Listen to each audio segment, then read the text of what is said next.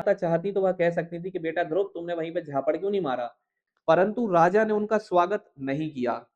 और उस समय घमंड से भरी हुई सुरुचि ने अपनी सौत के पुत्र ध्रुव को महाराज की गोद में आने का यत्न करते देख उनसे कुछ ऐसे शब्द कहे जिससे ध्रुव, जो छोटे से बालक हैं, उनका चित्त बेहल हो उठा, उन्हें बहुत दुख हुआ।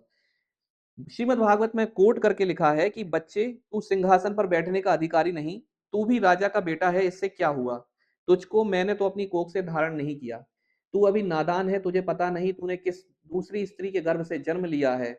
ये बातें सुरुचि उस छोटे से बालक ध्रुव को कह रही हैं। आप लोग सोच कर देखिए, तभी तो ऐसे दुर्लभ विषय की इच्छा कर रहे हो। यदि तुम्हें राज सिंहासन की अभिलाषा है, अपने पिता की गोद में बैठना चाहते हो, तो प्रथम भगवान श्रीमन नारायण का भजन करो और उनकी कृपा से उनसे यह मांगो कि अब तुम मेरे पुत्र के रूप में मेरे पेट से, मेरे कोख से हो।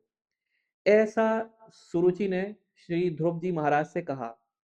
मैत्रेय जी से विदुर जी कहते हैं, अब मैं आपको एक बात बता दूं, सुखदेव जी परीक्षित जी को कथा सुना रहे हैं, परंतु साथ ही साथ मैत्रेय ऋषि यहाँ पर विदुर जी को कथा सुना रहे हैं। ये वही विदुर जी हैं जिनके घर पे भगवान श्री ठाकुर जी ने शाक और केले के छिलके खाए हैं, प्रेम के वशीभूत होकर।